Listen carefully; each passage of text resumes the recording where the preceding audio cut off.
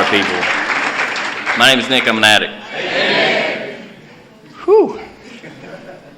You could have talked a little longer, John. John's right.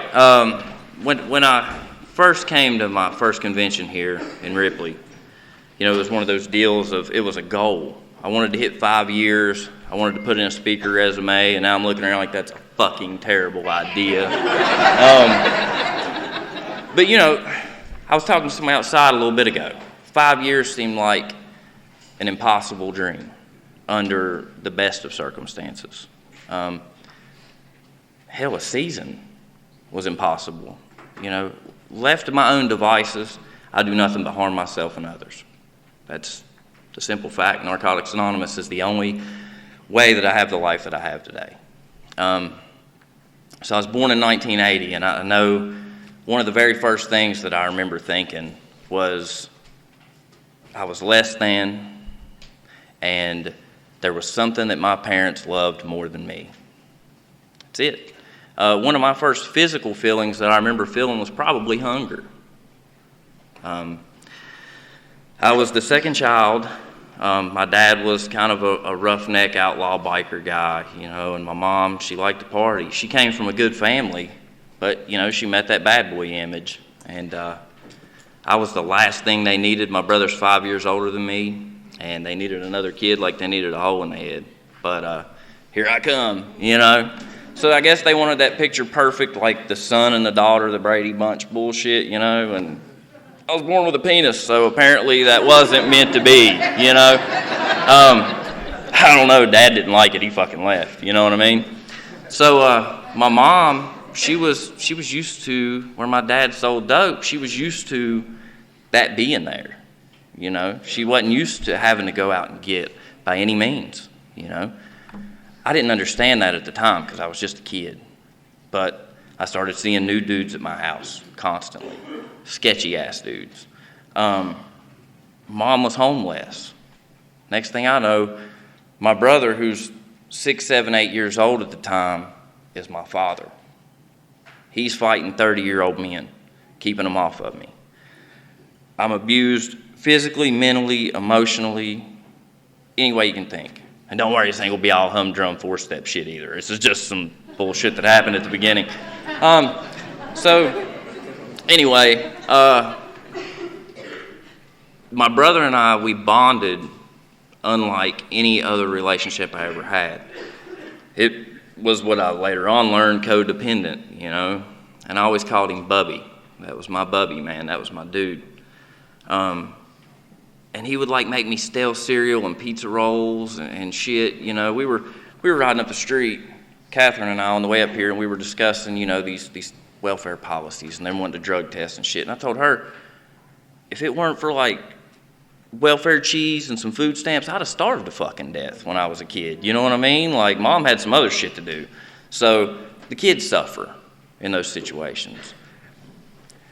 So I ended up in court, and this dude in a black robe kept asking me, well, who do you want to go with? I wanted to go with my fucking mom, man. My mom was awesome, And my brother would get all pissed at me because we'd end up back at Mom's house. And then we'd go back to court, and we'd end up at my grandparents' house for a little while. And then Mom would come in, haircut, little makeup, She looked a little normal and shit, and we'd go back to her house. That's why the empty chair in these rooms means so fucking much to me. In that era, they didn't send people to treatment to get a paper signed. You didn't have to go to so many meetings or alternative sentences. They just kind of cleaned up their act, and the way the state looked at it, they're better off with their mom. So I'd go back to more abuse. Finally, the abuse would get too bad, or I'd end up hospitalized, or some shit would happen, and I'd go back to my grandparents. So this process goes on and on and on, back and forth, back and forth. And it seemed like, to my memory, I don't remember spending a Christmas with my mother. So it becomes Christmas-ish, 1987. We were back with my mom. It was going to be our first Christmas together. I'm fucking pumped. You know what I mean? I'm like the little kid, and we're going to do shit together. And Mom was going to go get a Christmas tree with her boyfriend, and she had this little orange Chevette with a brown pinstripe, the little four-door joint. I loved it. And So we pull up in my grandparents' driveway, and she's like, I'm going to drop you and your brother off, and I'm going to go get this Christmas tree. I'll be right back. And I'm like, Mom, I want to go. I'm all psyched and shit. And she backhanded me in my face. And she says a few expletives and get your ass up in the house. My papa's a superhero. My grandfather was not my biological grandfather. He was my dad's stepfather. He never had any kids of his own. If it weren't for that man, I would have died on so many occasions. Well, he comes outside and he's like, oh, don't worry about that shit. Just come on in the house. We're going to have fun. My mom had no idea that that's the last time she would ever see me. They left. They went to go get the Christmas tree. Day becomes night. My grandparents tell me to go to bed with my brother, and they're going to wake me up when my mom gets there, and I'm being a little asshole, because I don't want to go to my mom's. 2 o'clock in the morning, the phone rings. My mother had stopped at a bar with her boyfriend. A drug deal had went down. It went bad. My mom took a bullet to the head. That was it. I remember not believing them because we went through all this court shit, so I thought everybody was just bullshitting me. And it was just, well, you're not going to see your mom anymore, until I saw her in a casket. That's when the reality sunk in. So all of a sudden I'm with my grandparents permanently. I lived with them. My grandmother resented the shit out of me because she'd already raised 5 kids, and like I said earlier, my dad was an asshole, so she had had enough of raising kids. But my grandfather, this was his ultimate opportunity to give us something, And like I said, I always saw my mom, she loved something more than me, and I didn't want my grandparents to do that. So I was like spelling bee champion. I played basketball for 4 years. I sucked. We played for the Blue Whale Bears. I made 1 fucking point, and it was a granny shot, foul shot. First one, I chucked that bitch over into the fucking crowd. Second one, I made it. And I ran stupid too. I had those tube socks that had the stripes. You remember those joints? I would run and kick myself in my own ass the whole way down the court. All I did was race the other kid who fucking sucked. We just run back and forth, But I did that shit, I didn't realize that shit was people pleasing, I'd go to Singspirations with my grandmother. I can't sing for shit, but I'm up there with a preacher just hammering down, whatever the fuck y'all want me to do. The truth is, man, I just didn't want anybody to give me away again. I wanted to be accepted and I wanted to be loved. Well, by this time, I was 7, my brother was 12, getting ready to be 13, and he quit being Bubby, I didn't realize that my mother's death had affected him differently than me and fucked him up a little bit. All of a sudden he was Jackie, and if I called him Bubby, he'd beat the shit out of me, and he was a dick. He didn't want anything to do with me. So my grandfather steps in, and he tries to be the dad in my life. Now, through this whole period of time, I don't know where the fuck my dad is. Well, I found out he went and got a pre-made daughter. She was 5. He met this chick, and she had the ready-made daughter, and he wasn't fucking it up again. He wasn't taking a chance. And my dad had lost his leg in the coal mines, and fast forward a little bit, next time I saw my dad was in the penitentiary. Went to visit him, and some shit had went down, and his house was raided. His connect was shot in the house, and they caught my dad with marked money, so my dad went to prison. So the next time I saw my dad was in prison. And then after that, he had this new family. So he would say he's coming over, and I'd be like the little kid blowing snot bubbles at the screen door because his ass didn't show up, or the stepmom would show up, and she wanted me to call her mom and shit, and fuck her. I didn't do that either. So anyway, my mom and papa kick ass, right? So I hit junior high, and this whole time at my grandparents' house, I went to this little school where everybody got along with me, and everybody was poor little Nick.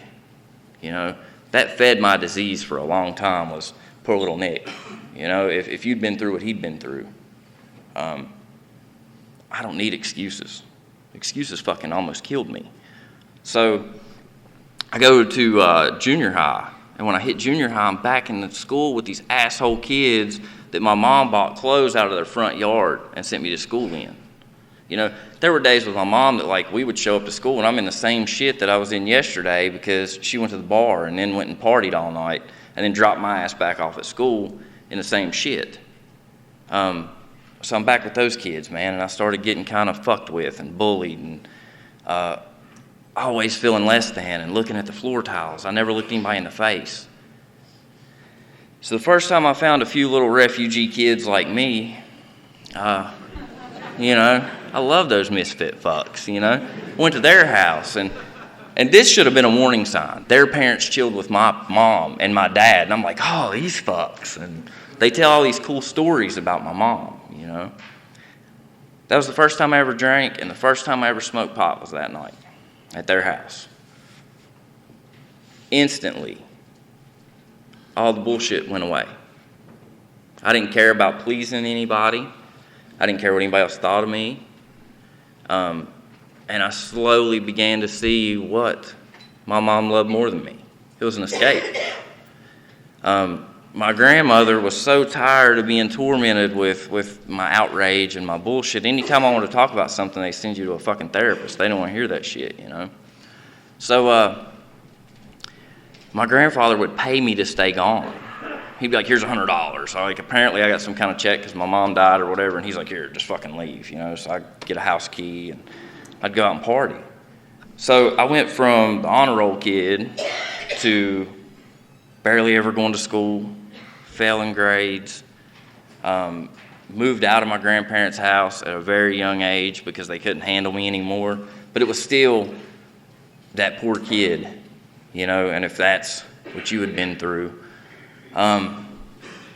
So at like 15, I met my first wife. Now get this shit, this is smart, right? I'm like, okay, so my parents sucked. So what I'm going to do is, like, I'm going to create a human, and I'm going to get married, and I'm going to be like super dad, you know, but I'm 16 and I don't want to work. Everybody that I've ever chilled with sells dope, and that's probably where we're fucking going here, but I'm going to be a parent, you know. So I try that shit, and it don't fucking work out very well. I got married at 16, okay? I had the Lion King hair going on and fucking blue cummerbund and shit. Fucking sex symbol, you know? So married at 16, divorced at 20, 21-ish. And then I got her best friend pregnant. And yeah, don't fucking do that either. It's a cool idea at first. It don't work. So next thing I know, I've got 3 kids. I'm like 19 and I'm living in a fucking tent. That's how this shit has already progressed, you know. But I'm looking at my dad, and my dad, I'm going to tell you some shit about my dad in a little while, and you'll understand why I get a little upset. But I always wanted my dad's acceptance, and I wanted my dad's love. And my dad wasn't the dude that was proud of you because you fucking couldn't run right playing basketball. You know what I mean? My dad was like, if you broke somebody's jaw, he would brag to his friends about what you did. So I began to sell dope. And my dad started to accept me. You know, he started to want me around. I didn't figure out that he just wanted me around because he wanted fucking bargains. You know what I mean? It was. I just want you to want me around. The meaner, the more violent, the more of an asshole I was, the more my father wanted me around. My brother started to want me around again. So I thought I was going in the right direction. Eventually, I lost myself. I remember every time I would get into one of these bullshit altercations, I was terrified. You know, I just wasn't that mean guy. I really wasn't. Like, I'm the type of dude that would punch somebody and want to apologize immediately. You know what I mean? But you can't do that because they're trying to fucking kill you. But whatever. But as it progressed, it was like I wasn't a junkie because everybody else was. You're the guy bringing me your kid's fucking TV, right? Not me. I'm just sneaking in the back bedroom and doing my thing. hiding it from everybody and talking shit. So this goes on and on and on for years, and I noticed as the substances changed, my class of friends got a little bit fucking shittier. Like, they went from nice cars to kind of piece of shit cars to we're fucking stealing people's bicycles to what the fuck's going on here? You know what I mean? And apparently I wasn't even a good drug dealer because people were always pissed at me. You know what I mean? I never was successful with shit. So I kind of straightened my ass up because my grandfather got sick. And he had cancer of the lymph nodes, and they gave him 6 months to live. And I'd fucked things up so bad with my grandmother that she made me stay in the basement. And she told me, like, look, the day your grandfather dies, you're out. You know, but I took care of my grandfather until he passed away and kind of kept my shit together. And then I took care of my grandmother for like 4 years. I mean, we obviously were degenerates, my brother and I, and we did what we did. But my grandmother would defend us to the end. She'd walk outside and neither one of us were smoking, didn't have a cigarette in her hand, and there's like smoke rolling out. But we're good kids. We don't smoke pot or do anything wrong. Till we got jumped at the strip club. My brother got his face broken 23 places. I got my right ear cut almost all the way off. And I came home because they had to airlift my brother. He almost died. So I go and I tell my grandmother the next morning, like, my shit's all swelled up like Elephant Man. And I come in the house and I was like, Mama, look at my fucking ear, you know? Where's Jackie? I was like, oh, well, we got jumped at a gas station, right? Fuck. It was in the newspaper. So, like, front page, you know what I mean? And it said some shit like girls, girls, girls, show bar. You can't even make that into a gas station. You know what I mean? So, you should hear my grandmother telling her Sunday school teacher, she's like, oh, but them boys was just trying to shoot pool. There wasn't nowhere else open. They don't, you know. My grandmother smacked me right in my cut-off ass ear. I was like, that is fucked up. I have a concussion. I'm not supposed to go to sleep or be hit. So, in 2004, my grandmother passed away. And at 24 years old, I'm a homeowner. And I'm in a home that I knew all these neighbors, man. I trick-or-treated at their house. You know what I mean? Like, and now all of a sudden there's fights in the fucking yard, and there's pit bulls running around and shit. And all hours of the night, there's this loud music, you know, and I'm turning this neighborhood into a shithole. But I didn't realize. I was so wrapped up in the disease that I didn't realize how far gone things were going, you know? It progressed to where the water's cut off, you know? If you're shitting in a trash bag and throwing it out the window, you're not fucking doing good. You probably got your priorities fucked up, you know? That's how bad it was. I mean, I'm not going to sugarcoat shit, you know? So I take off and I go to North Carolina because a buddy of mine, he's like, let's go down here for a couple weeks, you know? And then I came home like a year later. Well, my dad calls me. In the middle of this, I have another kid. There's another kid. And what happened is her sister calls me and she says, well, I want to tell you Alicia's pregnant. And I was like, oh, tell her congratulations. She's like, congratulations to you too. Son of a bitch. Kid number 4. So my dad calls me and says, you're in the indictments in West Virginia. You need to come home. Fuck. All right, so I come home to answer the indictment at the same time my son's born. And my son's born with hydrocephalus. He's got fluid on the brain. He has brain surgery at 8 days old. His mom's strung out real bad. The doctors are giving her pain medications and benzos because it's harder on the baby to let her fucking not do it. I'm in this Ronald McDonald house and I can't even keep my shit together to take care of this kid, you know? I'd black out, next thing I know, like the whole room's full of shit that I stole on a fucking trolley in Roanoke and don't remember doing any of it, you know?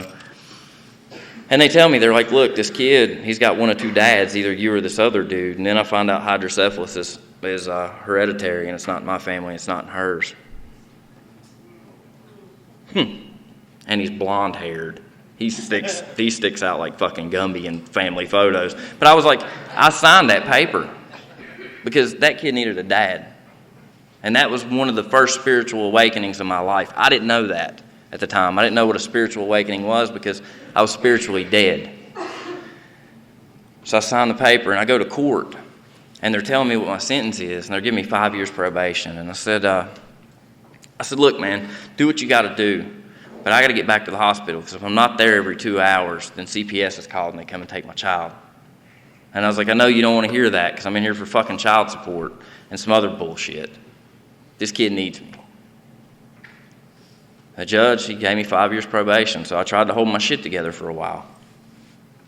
Well, as addicts do, I can't do it on my own.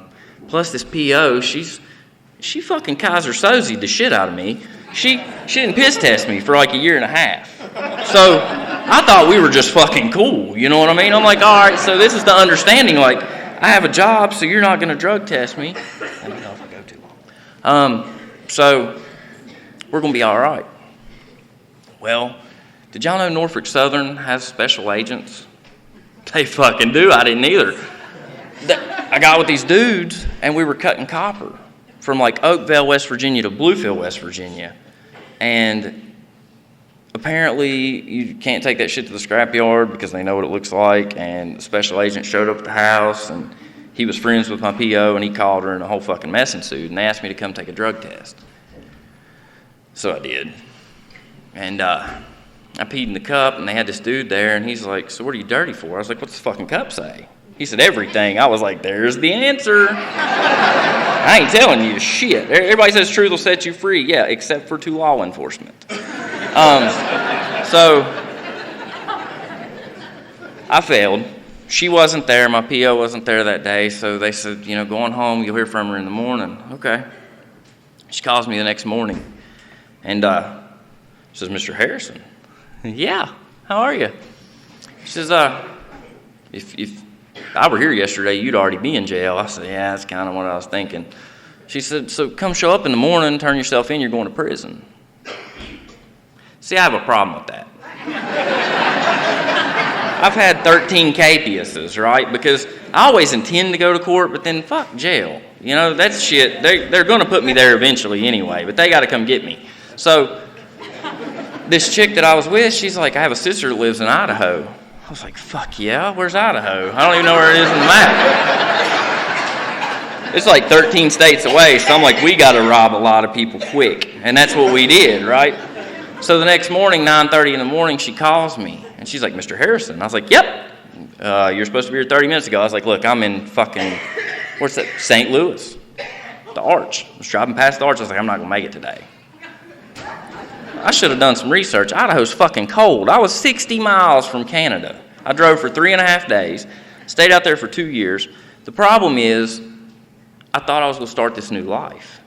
I'm going to get clean. It's these fucking people I'm around, They're all pieces of shit. I'm a good dude. Well, I found a new substance. I found a new addiction. And I'm 2,816 miles from home. I don't even know where my fucking kids are at this point. I had become a complete piece of shit. And so I was out there for like 2 years, and I used to get fucked up and call my PO, and I'd be like, listen, we got to work this shit out. I want to come home. If you just fucking quit playing, like, really, I'd come home. I would like to come home. And she didn't find it anywhere near as humorous as I thought we really bonded in those rooms. So eventually I asked her to extradite me, and she's like, you got yourself there, get yourself back. I was like, well, you're no fucking help. So I come home, and I tried to turn myself in. And they asked me to bring myself there. And I was like, I ain't that fucking desperate. So I go back to trying to hustle. And I'm back in my old house. And I'm back for 2 or 3 months. And I'm down to 123 pounds. I've crossed every I'll never do in my life. My sponsor and I talked about it one time. And he says, you ever prostituted yourself? I was like, fuck no. And I thought about it. Have I ever slept with somebody that I didn't want to get high? You're fucking right. Have I ever done shit against my will that I didn't fucking want to do to serve a purpose? You're fucking right. An incident happened at my house, and it was like 8:30 in the morning. I opened fire on somebody's vehicle. over $100. That's it. And 2 days later, I was taking a bath, and I had to use to get out of bed. Then I had to go straight to the bathtub and sit in scalding hot water to try to get my fucking legs to chill out. And I had my drug of choice at the time sitting on the side of the bathtub, and I was in the fetal position, and I was fucking crying, and I was shaking. Because I had these drug dealers living in my house that if they knew that I was using the way I was using and what I was doing, they'd fucking kill me. So I had to hide in my own bathroom. I didn't want to use like this anymore. That's the first time I ever understood using against my will. And I asked God, I said, either let me die, take this away from me, or something. Please, fucking help me. I don't want to live like this. Well, 2 days later, chick I'm with, she gets up and she looks out the window and she says, why is there a black Jeep with government tags on it in the backyard? And I was like, quit playing. You know, they're not. So I look, fuck. So I look out the other window and they're all down the street. So I'm like, tell them I'm not here. That's all you got to do. Probably the wrong fucking house, you know? So I'm in the closet and I'm trying to use as much as possible because I don't want to be sick. Everybody has willingness till it's time to fucking do it, you know? So here they come, windows breaking, and this bitch sucked. She comes straight, Nick, U.S. Marshals are looking for you. I was like, oh, fuck. Okay, so I walk out and I'm calmly, like this is me, you know. They slam me against the refrigerator, cuff me, sling me across the table. I land on my forehead, there's guns at my head, it's a fucking really bad situation. They sit the picture beside me, and I'm like, it's me, will you please stop whooping my ass? I will go with you at any time now. So they parade me in front of all these neighbors that I told you I used to trick-or-treat at's house. And I'm cuffed, and I'm bleeding, and I'm 123 pounds. I said, so who told on me? And then I stopped and thought about it. I said, never mind, it doesn't matter. That was the moment I realized that my guardian angel showed up in fucking SWAT gear. That's it. The cool thing happened when I hit regional jail. I got there and she's like, so Mr. Harrison, you will be detoxing from any illegal street drugs. I was like, fuck no. Do I look like a junkie to you? I'm a trim fit 123 girl. Shit.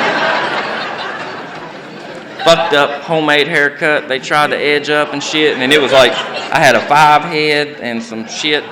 Anyway, so they put me in the cell. And then here comes the leg cramps. And here comes the shitting through the screen door. And I was like, running in place. I said, hold on. Hit the box. I said, don't worry, I ain't telling on nobody. I need some medicine. So I told him, I said, look, guys, I'm a drug addict. That's the first time I'd ever said I'm a fucking drug addict. They said, well, you should have said that shit when you came in. No second chances, sir. I thought I was going to die. But throughout my sentence, something cool happened. I was more free in Southern Regional Jail than I was on the streets. I found out that I liked to read. I started writing poetry again that I hadn't in years. I started to work out. I gained a little bit of weight. So I was like, man, am I going to have to be locked up the rest of my fucking life to be me? My lawyer comes to me. I've been in there months and months, and I kind of got comfortable. And he says, man, I need you to do this alternative sentence program. I said, man, I ain't doing that shit. He's like, yeah, you can go to this fellowship home. And I was like, homeless shelter? I got a house. He's like, you're fucking talking about the dope house, right? Well, it's not a dope house if I'm not selling dope, you know? Not active dope house. I mean, that's kind of stereotyping some shit, don't you think? He said, look, man, either you're going to die or come back here or get some help. I said, fuck it, let's go. So I go to the fellowship home, and the first meeting I come to, it was like a bunch of retired teachers and doctors and shit, and they're like old, and I didn't fucking get it. Second meeting I go to, I come in and I sit up against the wall, right? And these fucking people are hugging everybody. Our convention chair there was the shit out of me. And when you just get out of jail, you're like a don't fucking touch me guy, right? So I'm trying to sit in the corner and look mean as fuck. and don't talk to me. See, I got contacts right now, but I didn't have glasses, and I used to look really mean all the fucking time. I'm just trying to see you. I've got hit in my little fucked up face so many times over shit like that. But I would sit there standoffishly, and I was going to get this fucking paper signed. I was going to make these people happy. I was going to keep this ankle bracelet on. I was going to get my weight up, and I was going to go home. I couldn't stay clean in Bluefield, West Virginia. Everybody I knew fucking used. That's what I thought. But I started coming in here, man, and I would go to the meetings, and I would hear people like Beverly, people like Sharon, people like my soon-to-be at the time wife. 13th step the shit out of me, but I'll tell you that in a minute. She tried not to give your boy a chance, but I made it. But I started to hear my story. And when I read out of the basic text, these people were writing about my life. Now see, you got to understand the fellowship home. Some of my fellowship home alumni may understand. It's not the cool thing to recover.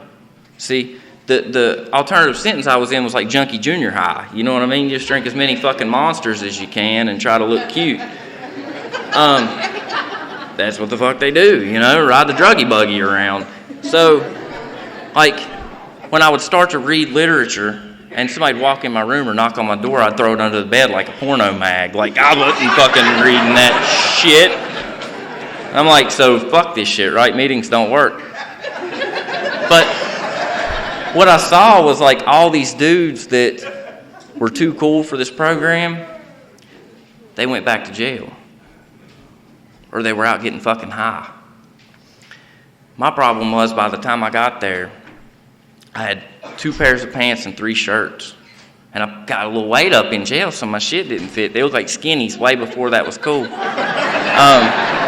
I'm wearing clothes out of a donation box, you know. But what I did is I kept coming back.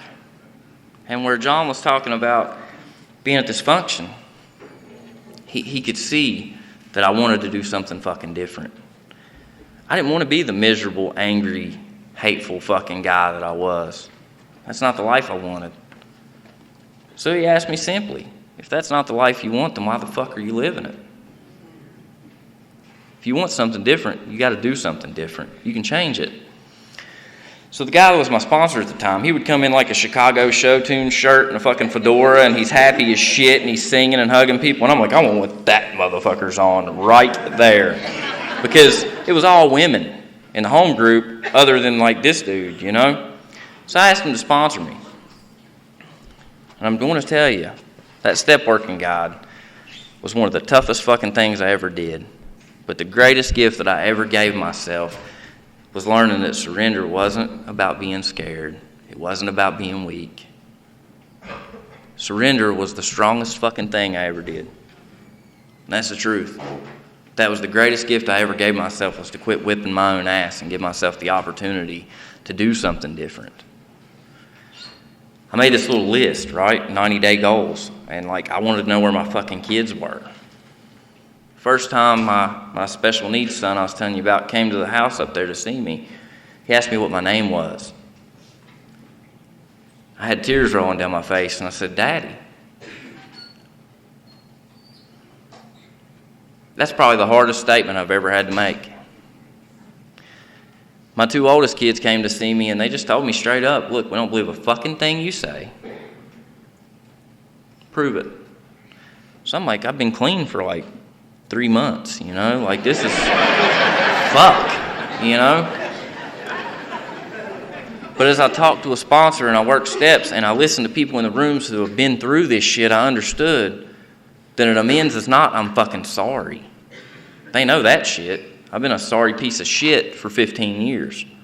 It's a living amends. It's showing up to shit. It's being there. So I was like, yeah, I'd kind of like to have a driver's license and some glasses, and like, this is my list. Like, if I do this shit, I'm successful. You know? I had like 1,500 hours of community service to do, like with this, where I work now. I did this shit for so long, they gave me a job. They were like, this motherfucker's here more than the people we pay. Like, we at least got to give him a check. So when my wife, a.k.a. Thug Nasty at the time, she would come in looking mean as shit in the corner, started talking to me a little bit, like, she was going to be my HP for a minute, right? Because she had a car and a job.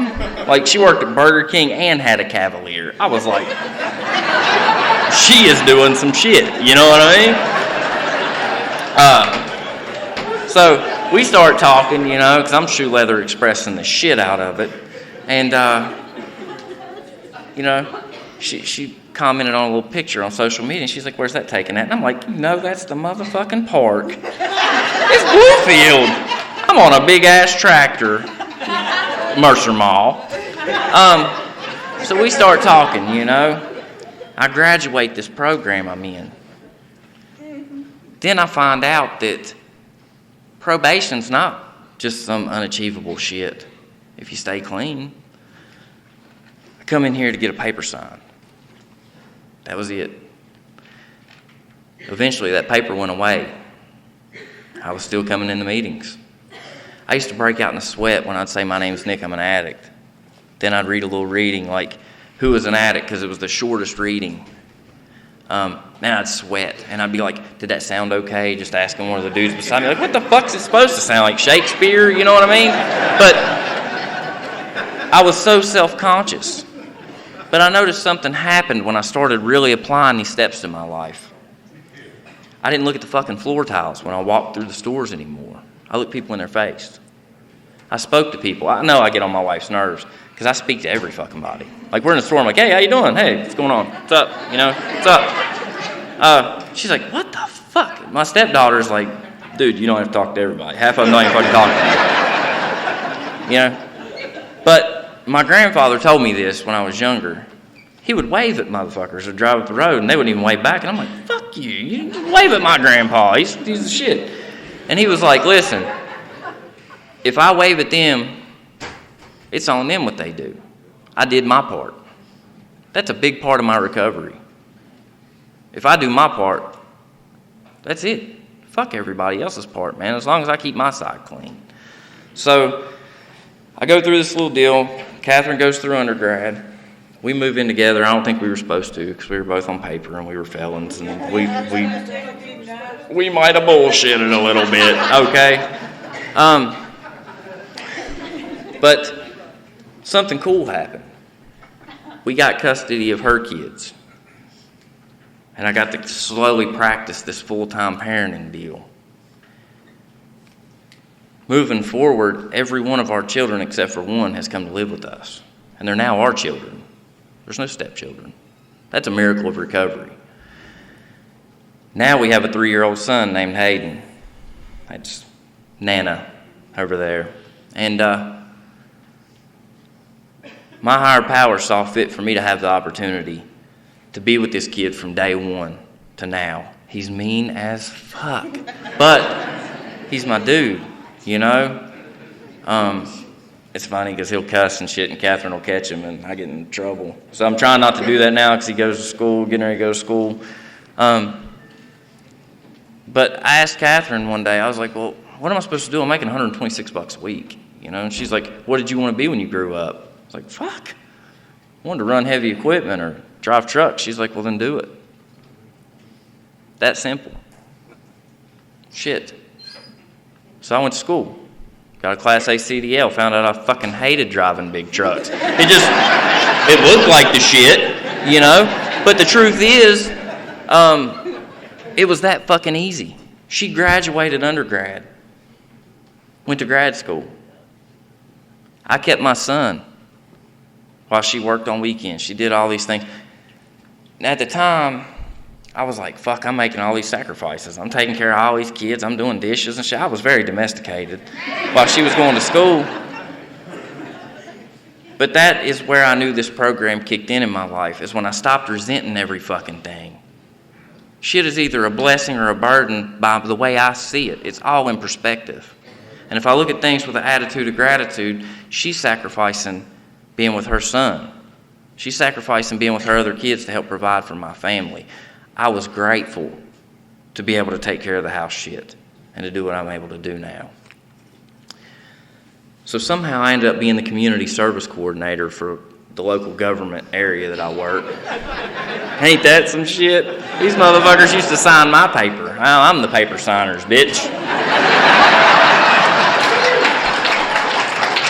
And I don't let them bullshit either. They're like, man, could you just put 4 hours? I'm like, fuck you. I had to do it. Nope, ain't signing shit. Now I run a department for the fucking government.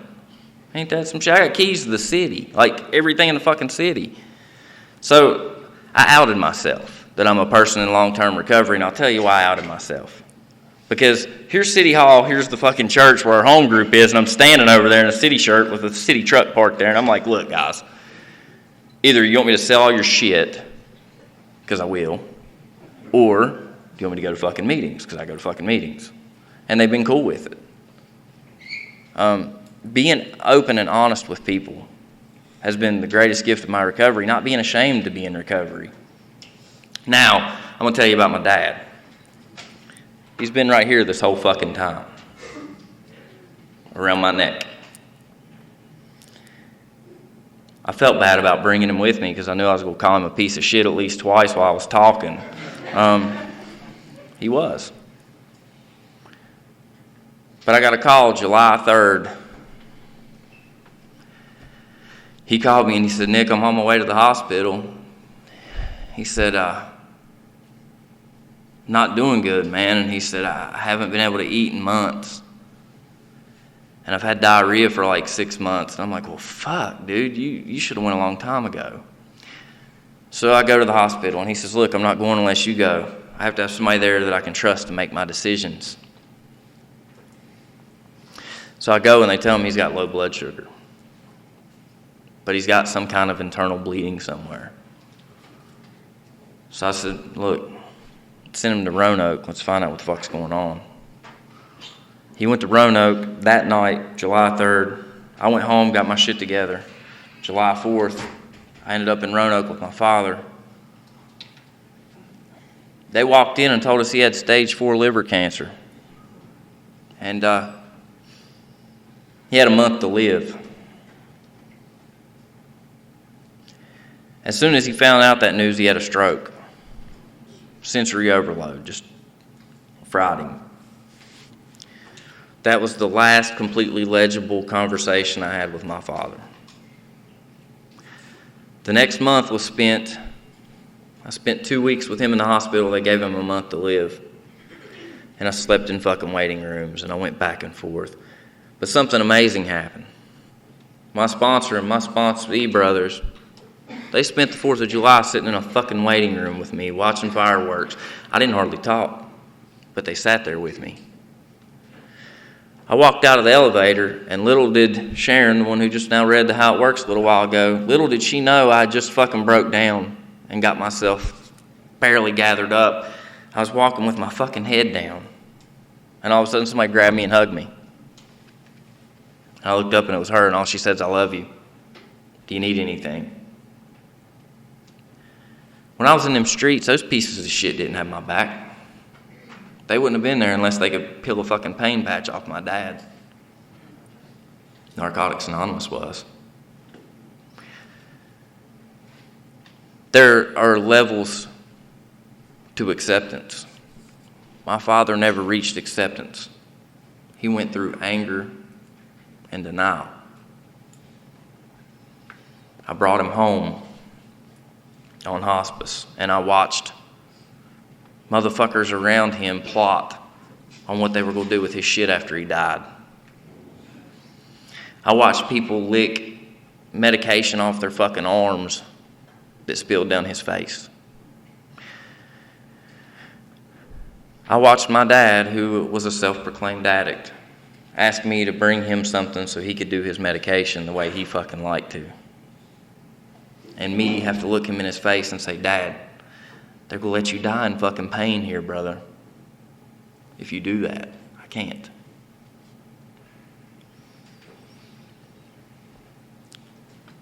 July 30th,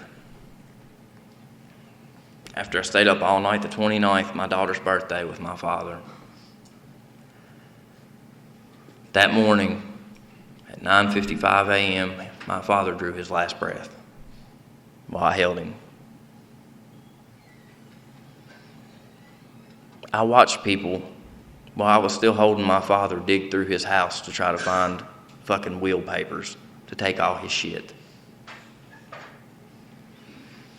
I felt like I was abandoning him if I let him go. So I held him for an hour till these hospice workers got there. Then I bathed my father's body. And I dressed him. When my dad left that house, my dad looked like he fucking looked every time he left the house. He had a snot rag in his pocket, because that's how he rolled. He had a Brothers of the Wheel t-shirt on, because that's who he was, man. And I took his patch and I laid it over his body. And I made sure his patch was burnt with his body. And the only explanation I can give you to the strength and ability that I had to do that was it didn't fucking matter who he was. It didn't matter how he treated me. It was more about me and who Narcotics Anonymous made me than it was who the fuck he was. I hugged him not long before he passed.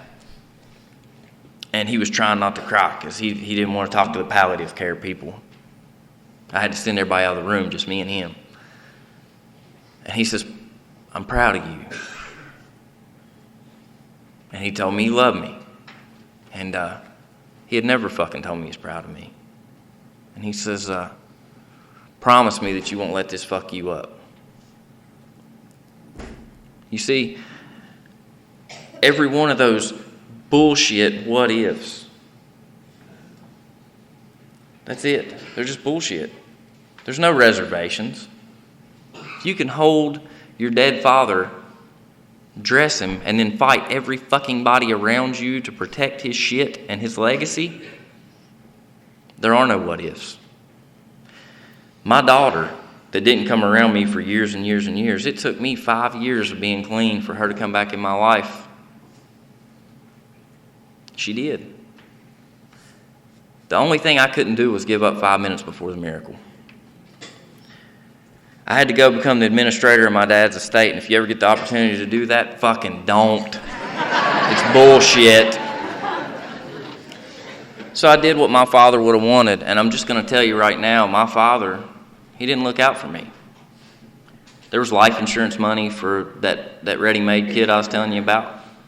There was life insurance money for his girlfriend. There wasn't shit for me. My father didn't leave me one thing intentionally. But I was the sole heir. My brother signed his shit over and I became the administrator. I now have my dad's 1970 Harley-Davidson Electra Glide in my building. That was his prized asset. Now I'm building this bike back the way my father wanted it, the way that he loved it the fucking most. And I'm putting ghost flames with his ashes in the paint. And I carry my father with me every fucking where that I can. I don't wear him to work, but I wanted him to be here when I spoke tonight. To know I didn't fucking get high because of it. There's not one thing that's going to make me give up the life I have today. I struggled. Shit, I was about to kill the motherfuckers at the damn garage because they had my van hostage, and I didn't know if I was going to make it up here because I'm human. I mean, shit like that happens. You know, I thought, well, yeah, I'll get 5 years and I'll put in a speaker resume and I'll be like some spiritual fucking giant, right? And I'm going to get up here and I'm going to have my shit together. I thought about using them like a week ago. That's the truth. You know, I was so overwhelmed that I couldn't hold it in anymore.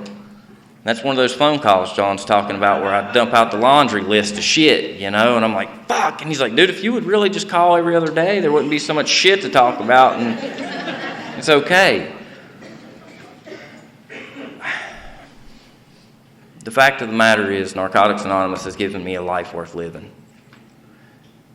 It's not only given me my children back, a beautiful wife, a new son.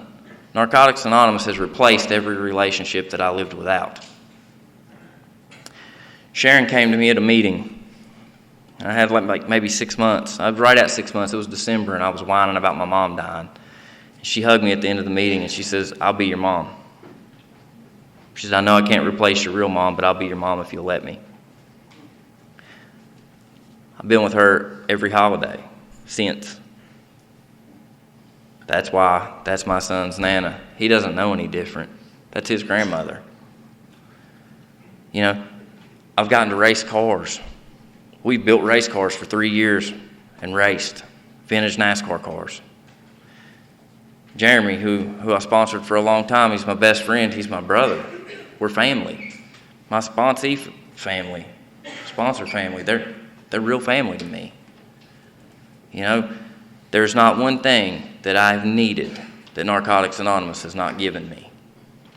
So if you're sitting here today, man, I promise you, I want to see you next convention, and next convention, and next convention. That's all I got. Thanks for letting me share.